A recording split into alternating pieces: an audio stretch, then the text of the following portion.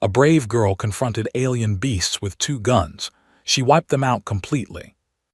Clara Webb hit the ground hard and came up firing. The colony's outer wall was gone. Not breached, gone. Whatever the Vraken had used on it left nothing but a blackened ring in the soil and the smell of burned metal in the air. 3 of her squad mates had been standing at that wall 20 minutes ago. Now she was alone. She had her 2 sidearms, the standard-issue V-Pulse pistol on her right hip and the heavier Colt Mag revolver she had carried since training on her left. Both were loaded. Both were warm in her hands. She moved through the smoke at a crouch, keeping low, keeping fast. The Vraken were not subtle hunters. They did not need to be. Each one stood nearly 3 meters tall, built like a nightmare, 6 legs that moved in rippling sequence, 4 upper arms ending in clawed hooks, and a jaw that split 4 ways when it opened to scream. They had no eyes anyone could find. They tracked by sound and by heat, and apparently by something no human instrument had ever measured. They had landed 6 hours ago. The colony of Farpoint Station had 412 civilians and 80 armed personnel. Clara had seen 40 of those personnel in the first hour. She had not seen any of them since. She came around the corner of the processing plant and stopped. 7 Vraken, standing still, not hunting, standing, grouped around something on the ground. Clara pressed flat against the wall and looked. At the center of the group lay a large device, roughly cylindrical, with a dull orange pulse moving through it every few seconds. She did not know what it was. She knew she did not like it. One of the Vraken turned its blank head toward her. She shot it twice in the center mass, shifted left and shot another through the upper neck joint where the plating was thin. The pack erupted. She ran. Not a way through. She cut between 2 of them, both guns up, firing left and right in the same stride. One went down clawing at the air. Another spun and slashed. Its hook caught nothing but the sleeve of her jacket, tearing it clean off. She cleared the group and kept running, not looking back, not yet. She counted shots. 8 spent. 14 remaining between both weapons. Behind her, 2 Vraken screamed and gave chase. She turned hard into the narrow lane between Barracks C and the Water Reclamation Unit, forcing them into single file. The first one had to slow to fit. She stopped at the end of the lane, turned, planted her feet and put 3 shots into the lead creature's jaw hinge. It folded. The second one climbed over it immediately, not slowing. She shot that one 4 times in the same spot before it fell. Her hands were not shaking. She noted that with something close to professional satisfaction. She reloaded the V-Pulse from the pack at her belt and moved on. The colony's central hub was 600 meters north. If anyone was still alive and organized, they would be there. Dean Holt had been the garrison commander when the attack started, a compact man, gray at his temples, the kind who planned 3 moves ahead and never raised his voice. If Dean was alive, there was a plan. If there was no plan, there was Clara. She moved through what had been the market square. The stalls were overturned, goods scattered across the paving. No bodies. She did not know yet if that was a good sign or a bad one. She passed the medical center. The door had been forced outward, not inward. Something had left in a hurry, not arrived. She filed that away.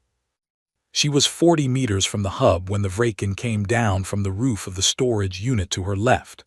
It dropped without a sound and landed 4 meters ahead of her, blocking the path entirely. This one was larger than the others. Its jaw plates were scarred and its upper arms were longer, each one ending in a double hook rather than a single. It did not scream. It just stood there, waiting. Clara raised both guns and looked at it the way a person looks at a math problem they have already solved. She had done this calculation 6 times today. She fired. The V-Pulse round hit the jaw hinge. The revolver round went for the junction of the front left leg and the torso, a spot she had noticed on the second creature she had dropped. The large Vraken jerked but did not fall. It swung one long arm and she ducked under it, stepped inside its reach, too close for the arms to work against her, and fired both weapons upward at the softer underbelly plates at point-blank range. It fell hard, the ground shook. She stepped over it and kept moving. The hub door was reinforced steel, and someone had welded additional plating across it from the inside. She knocked 3 times, paused, knocked twice more. An old system, useless in any real sense, but it meant something alive was on the other side. A slot at eye level slid open. One brown eye looked out at her. "Clara Webb," she said, "open up." The door groaned open. Inside, in the dim emergency lighting, 11 people looked at her, some in uniform, most not. At the back, sitting on a crate with a data pad on his knee, was Dean Holt. He had a cut across his chin and his left arm in a sling, but his eyes were clear. "You made it," he said. 7 more breaking down between here and Sector 4, she said. "What are we dealing with?" "More than we planned for," Dean said. He turned the data pad toward her. On it was a map of the colony. Red markers showed vacant positions. There were a lot of red markers. But we picked up a signal from the science outpost. Dr. Nora Finch is alive. She says she knows something about them. Clara looked at the map. She looked at her 2 guns. She did the math again. "Where is the outpost?" she asked. The science outpost was 1 kilometer east, past the agricultural dome, and through the lower maintenance tunnels. On a normal day, it was an 8-minute walk. Clara expected today would not be a normal day. Dean gave her a fresh battery pack for the V-Pulse and a spare cylinder for the revolver. Owen Crane, one of the garrison's younger soldiers, barely 19, short dark hair, the kind of focused quiet that either made excellent fighters or terrible ones, volunteered to come with her. "2 of us move faster than 1, Owen said. "1 of us is quieter than 2, Clara said. "2 guns cover more angles." She looked at him for a moment. He held her gaze without blinking. She handed him one of the spare battery packs. "Stay close," she said. "Do not fire unless I fire first, or you have no choice. If we split, get back to the hub." Owen nodded. They moved out through the hub's secondary exit, a low crawl hatch that opened into the utility corridor behind the water reclamation unit. The corridor was narrow, lit by green emergency strips along the floor, and completely silent except for the distant sound of the Vraken outside, that low vibration they made, halfway between a hum and a growl, which Clara had started to think of as the sound of everything being very serious. She moved fast and low. Owen matched her pace without being told. They came up through a maintenance grate into the open space behind the agricultural dome. The dome itself was still intact, its curved panels fogged with condensation. Something moved inside it, large shapes behind the glass. Clara looked once and did not look again. Whatever was in the dome was in the dome. The outpost was ahead. 50 meters of open ground between the dome and the outpost building. She scanned the space. No Vraken visible. 3 overturned transport vehicles, 1 still burning. A scattering of supply crates. 1 large shadow near the outpost door that resolved as she stared at it into a dead Vraken, already down, already still. Something had taken it out before they arrived. Nora Finch, Clara remembered, was a xenobiologist. Scientists who worked the outer colony postings had a certain practical edge to them. You did not last long on the frontier being only a scientist. They crossed the open ground at a run, staying low, using the crates for cover. No alarm, no response. They reached the outpost door and Clara tried the handle. Locked, she knocked 3, paused 2. Nothing. She knocked again, harder. A voice came through the door, low and precise.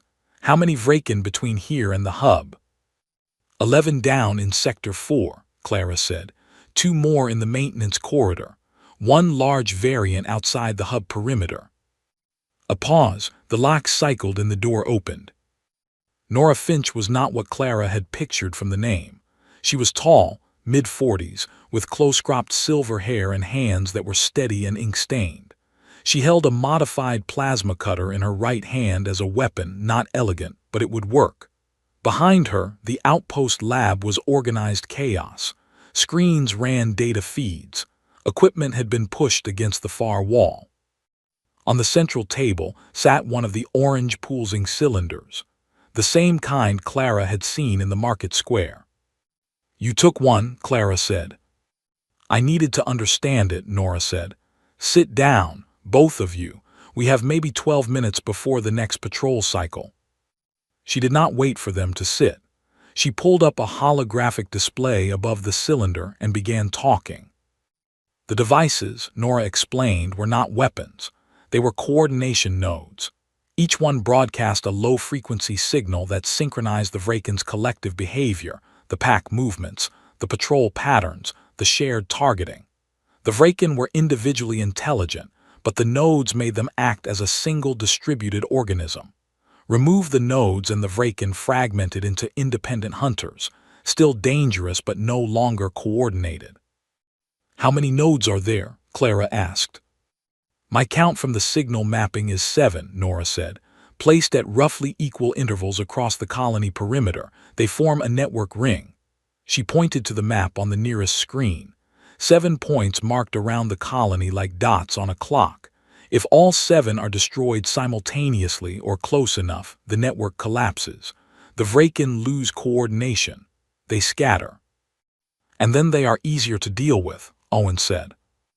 "They are still 3-meter threats," Nora said. "But scattered and confused rather than coordinated and precise is significantly better for us." "What destroys the nodes?" Clara asked. "A focused plasma discharge at the internal relay here." Nora pointed to a specific band around the cylinder's midsection. "About 8 centimeters wide. One good hit. The casing looks heavy, but the relay is fragile. The node I have here, I tested it. One shot from this cutter at point-blank range and it stopped pulsing." Clara looked at the map. 7 nodes, 1 kilometer perimeter, 6 of them still active and surrounded by Vraken. "We need 7 people," Owen said. "We have 11 in the hub," Clara said, "plus us and Nora, 14. "Some of them are not fighters," Owen said. "They do not have to be. They just have to walk to a location and fire one shot." Clara traced the map with her finger. "The Vraken patrol in groups of 4 to 6. If we time it right, hit all 7 nodes in the same 2-minute window, the network drops and we deal with the disorganized groups." "The timing is the hard part," Nora said. "It is always the hard part," Clara said. She studied the map for another 30 seconds. She was already building the shape of it in her head, who went where, what routes had the least exposure, how wide the timing window needed to be. It was the same kind of thinking as the lane between the barracks. Use the geography. Force the problem into a smaller shape. Make the math work. "Can you get back to the hub?" she asked Nora. "I got here on my own," Nora said, with a tone that made the question feel mildly unnecessary. "Take the node with you," Clara said. "Dean needs to see this." "What are you going to do?" Owen asked. Clara looked at the map one more time. 2 of the node positions were deep in Vraken territory, Sector 2 and Sector 6, both near the original landing site, both almost certainly heavily guarded.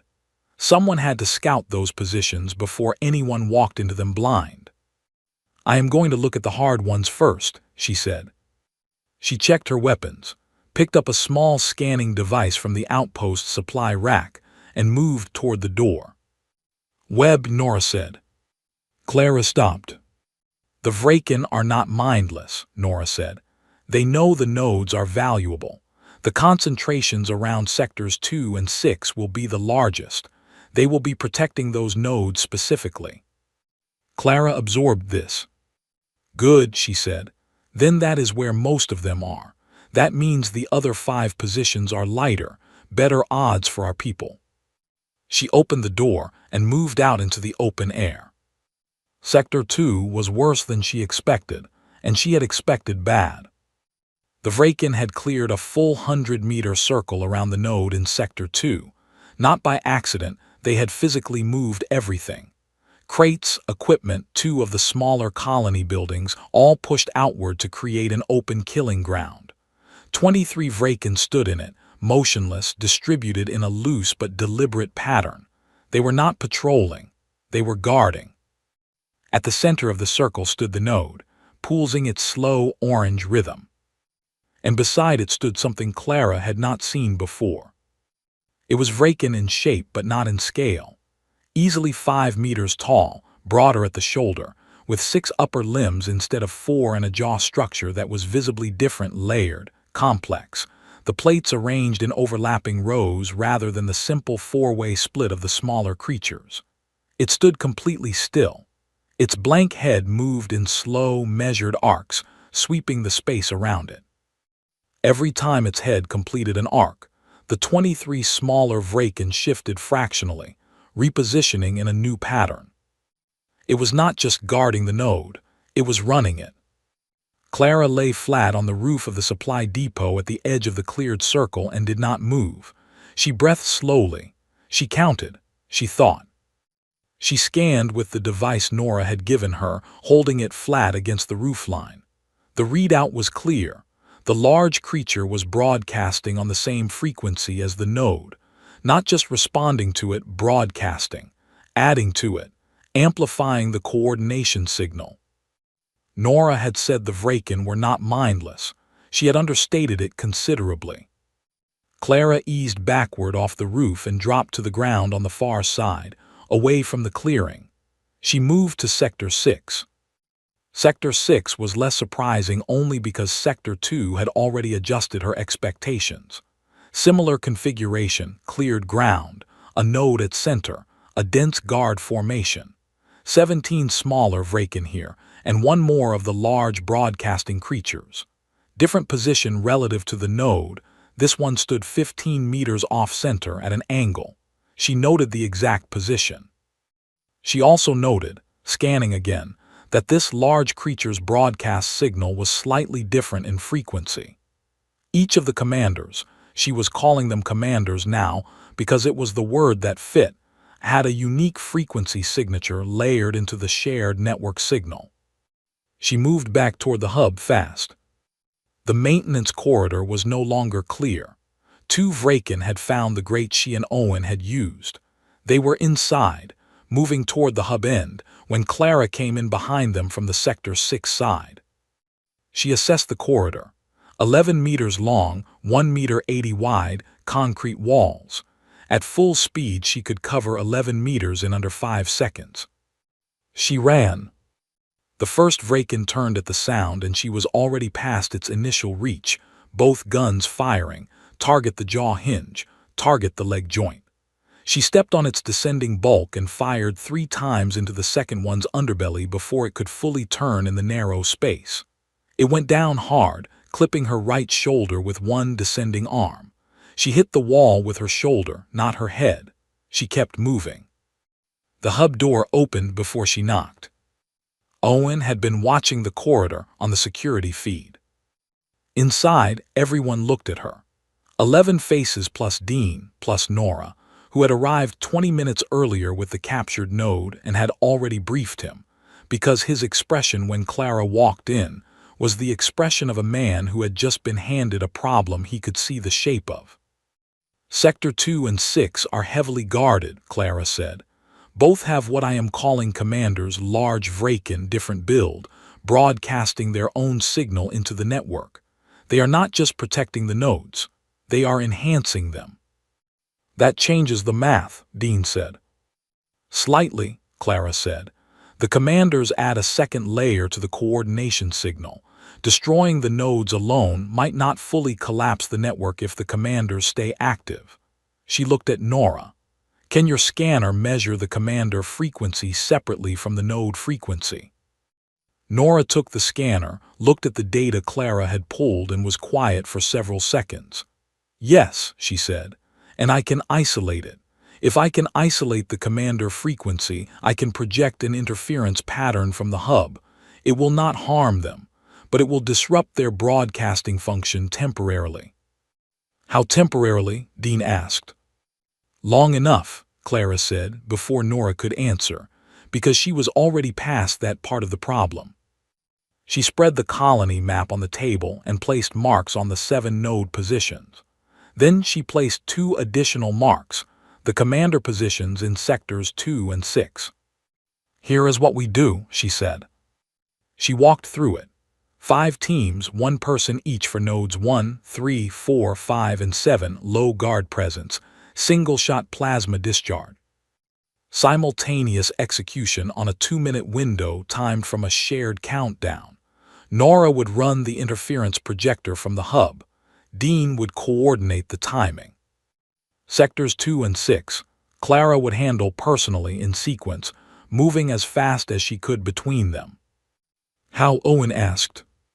"I will tell you when I know it works," she said. The truth was she had an idea, and she was not yet willing to call it a plan. It involved the commander's unique frequency signatures, and the fact that the node in Sector 6 was 15 meters off-center from its commander, placed at an angle that put it briefly in a line of sight from the Sector 2 side if a person was elevated and moving at the right trajectory. 1 shot, 2 problems. It was the kind of geometry that either worked perfectly or did not work at all. She spent 40 minutes helping Nora calibrate the interference projector and running Owen and the 3 surviving garrison soldiers through their node assignments. She chose the 4 civilians who would take the remaining positions based on steadiness of hand and what she had seen of them in the first hours after the attack. Bart Lowe, the colony's water systems technician, had spent the first Vraken wave helping evacuate people with a fire suppressor as his only tool. He would be fine. Lena Cross, a botanist, had taken down a Vraken with a structural support beam in the agricultural corridor and then calmly gone back to checking on her seedlings. She would be better than fine. She went over each person's route twice. She made them repeat the timing sequence back to her. She did not offer encouragement. She offered information, and information was better. At the end of the briefing, Dean put his good hand on her shoulder for a moment. 2 nodes and 2 commanders, he said.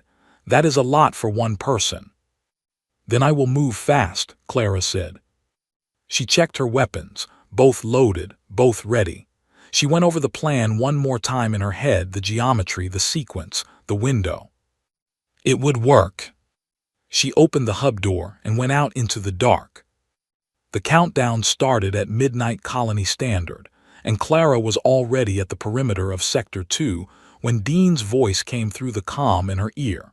60 seconds.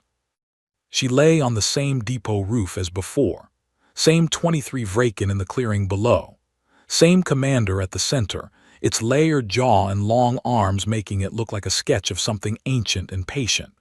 The node pulsed beside it in its steady orange rhythm. She had a plasma cutter taken from the outpost, heavier than a gun, shorter range, but the discharge was exactly what Nora had specified for the relay band. 40 seconds. She mapped the angles. The Sector 6 node was southeast, 600 meters, and she would need to move the moment the Sector 2 node went down. But the commanders were the real problem. Destroying the nodes without neutralizing the commanders would only partly collapse the network. Her idea, the one she had not called a plan yet, relied on the commanders being predictable. Every time the large Vraken in Sector 2 completed a scan arc, it moved 3 paces clockwise and repeated the arc. She had timed it from the roof. Every cycle, it passed through the same position relative to the node. That position, for 4 seconds out of every 40, put the commander directly between Clara and the node lined up, one behind the other. 4 seconds to hit both targets with 1 shot. The plasma cutter's discharge had a spread of about 40 centimeters at 20 meters, tightening to 20 centimeters at 30. At 22 meters, her current position, she had calculated a beam that would hit the commander's relay band and drive through to the node behind it. She had checked twice whether Vraken commanders had the same physical architecture as the smaller ones. Nora had confirmed it from the scan data. Same relay structure, same vulnerability point, same location on the body. 20 seconds. The commander completed an arc and took 3 paces clockwise. 10 seconds. She rose to one knee, plasma cutter extended, both eyes open. The commander moved into position. She fired.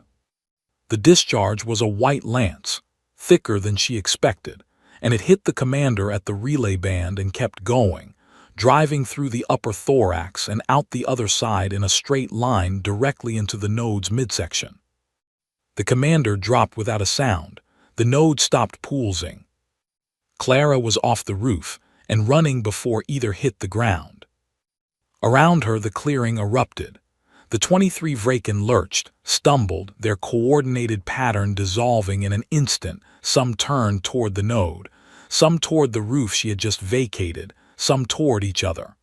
One of them walked in a tight circle, its head sweeping without direction. Nora's interference projector had activated at the same moment. The secondary disruption from the hub had hit the commander's broadcast frequencies simultaneously across the colony. The smaller Vraken in every sector were already losing their grid. But Clara was already gone. 600 meters to Sector 6 at a full run, cutting through the gap in the supply depot wall, vaulting the low barricade at the market square's eastern edge, passing 2 scattered Vraken who turned toward her too slowly, their targeting confused. She did not stop for them. She needed her shots for what was ahead. She heard through the comm Bartlow's voice, Node 3 down. Then Lena Cross, calm as a morning report, Node 4 is out. Owen 7 is down. She ran harder. Sector 6 opened in front of her. The 17 Vraken in the clearing were already partially disrupted. The network collapse was rolling through them, but the commander in this sector was still active. Nora's projector had slowed it, not stopped it. The large creature stood off-center from its node, its signal broken but not gone. Under it, perhaps half the smaller Vraken were still moving in rough coordination. Half was still too many. Clara did not slow down. She hit the clearing's edge at full speed, firing both her sidearms at the 2 nearest Vraken to clear her path, not stopping to confirm, trusting the shots that landed and angling around the ones that did not fall fast enough. The commander tracked the sound and turned, all 6 upper limbs spreading outward. She veered hard left, drawing its attention, then cut right, forcing it to rotate. The node was 15 meters behind the commander at a diagonal. She needed the commander out of the way or down before she could hit the node. A smaller Vraken cut in from her left and she shot it twice, stepping sideways, and the step took her to a new angle. An angle she realized mid-stride was the geometry she had been looking for. The commander, turning to follow her change of direction, had moved. Its relay band was exposed. The node was directly behind it. She dropped to one knee, raised the plasma cutter and fired. The beam took the commander at the relay band. It was not a perfect hit. She had been moving too fast, but it was enough. The commander staggered. Its broadcast signal, already diminished by Nora's projector, cut out entirely. Clara shifted aim 2 degrees right and fired the plasma cutter again at the node. The node stopped pulsing. In the clearing, every remaining Vraken lurched sideways simultaneously, as though something had been pulled out from under all of them at once. They did not fall, but they separated. They stopped moving in any pattern. They became 17 individual creatures in an open space, each one suddenly disconnected from everything else. Through the comm, 2 more voices confirmed their nodes down. 7 from 7. The network was gone. Clara stood in the Sector 6 clearing and watched the scattered Vraken move without purpose, some walking in expanding circles, some simply stopping. The commander she had hit was down on 2 of its 6 legs, its remaining limbs trying to push it upright and failing. She walked to it and used the plasma cutter one final time, close range, relay band, to make certain it would not get back up. Then she reloaded both her sidearms and started counting. The comm crackled, Dean's voice. All 7 nodes confirmed down, network signal has collapsed, Report status by team. One by one, the voices came back. All 5 civilian and soldier teams were intact. Owen was intact. Nora was intact. The colony was intact. But the Vraken were still there. Confused, scattered, disorganized, but still there and still a threat. The clearing alone held 15 functioning ones, and they were already beginning to adjust. Without the network, they were slower to coordinate, but they were not helpless. Clara looked at the 15 Vraken in the Sector 6 clearing. She looked at her 2 guns and the half-depleted plasma cutter. She turned to face them. "Webb," Dean said in her ear, "everyone is asking for orders." "Tell them to move to Sector 6, she said. They came in from 4 directions. Bart Lowe came in from the north, using one of the garrison's pulse rifles that he had picked up somewhere between the hub and Sector 6. Lena Cross came in from the east with Owen, moving together in the silence of 2 people who had figured out each other's rhythm in the span of an hour. The 3 garrison soldiers, Pete Hale, young Marcus Webb, who was no relation to Clara, and had found this funny at the wrong moment, and a woman named Greta Ford, who had been a freight coordinator before the colony needed her to be a soldier, came in from the west, moving low and wide. 14 humans against 15 scattered, disorganized Vraken. Clara had fought worse math than that. She took the first one directly, a Vraken that had been circling the downed commander's body, confused by the loss of the signal, and turned at the sound of boots on gravel.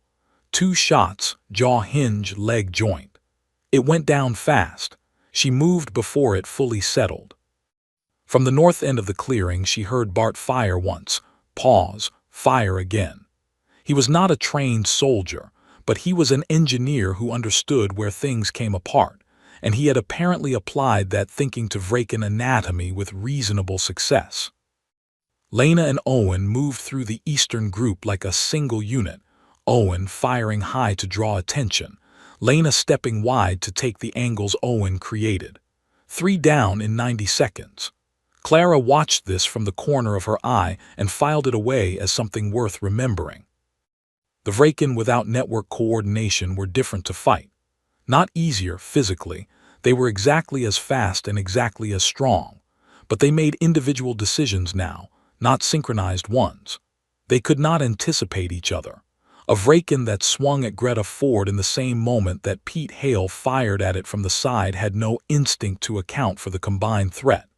It chose one target, and a fraction of a second later it was down. Coordinated groups beat individual opponents. That was a lesson humanity had written in 1,000 different conflicts before it ever left Earth. The clearing was down to 7 Vraken when the largest remaining one charged. It was not a commander, but it was old. She could see that in its scarring and the way it moved, deliberate, not frantic, each step chosen. It came for Clara specifically, which meant it had been watching her, tracking the individual who had caused the most disruption to its network. Without the grid to tell it what to do, it had decided on its own. She respected that, and she did not stop shooting. She hit it 4 times before it reached her. None of the 4 shots were enough. It crashed into her and she hit the ground rolling, tucking, protecting the guns. She came up on her feet 3 meters back, coat gone, one knee bleeding where the gravel had found it, and leveled both weapons. The old Vraken turned. It was slower than the younger ones, bleeding from 3 of her 4 shots, but it was still standing, and it was still making individual choices. And that was the most dangerous kind of opponent she knew. She did not give it time to make another one. She fired 6 times in 1-second intervals, walking the shots up its body from the leg joint to the relay band to the jaw hinge, using everything she had learned in the last 7 hours about where these creatures came apart. On the 6th shot, it went down and did not get up. Around her, the last 4 Vraken fell in the space of 2 minutes to the combined fire of every person in Sector 6. Then it was quiet. Real quiet. The kind that comes after sustained noise ends, where the silence itself has a sound, a low tone in the ears that is just the absence of everything that was there before.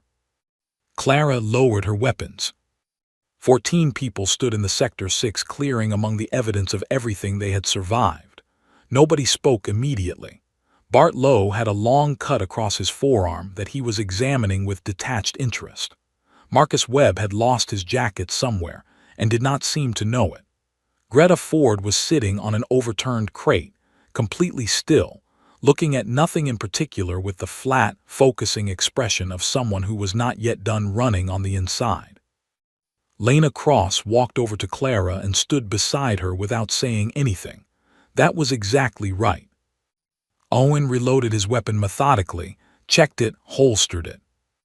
Dean Holt's voice came through the comm. Sector readings are showing 0 active Vraken signals anywhere in the colony. Nora is confirming full network collapse. What is your status? Clara looked across the clearing. Sector 6 is clear, she said. All Vraken down.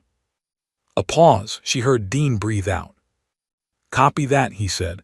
Sector by sector reports coming in. All teams reporting clear.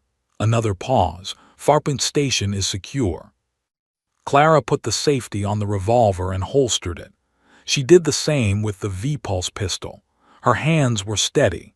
She noticed this the same way she had noticed it at the beginning, as a piece of information, useful and nothing more.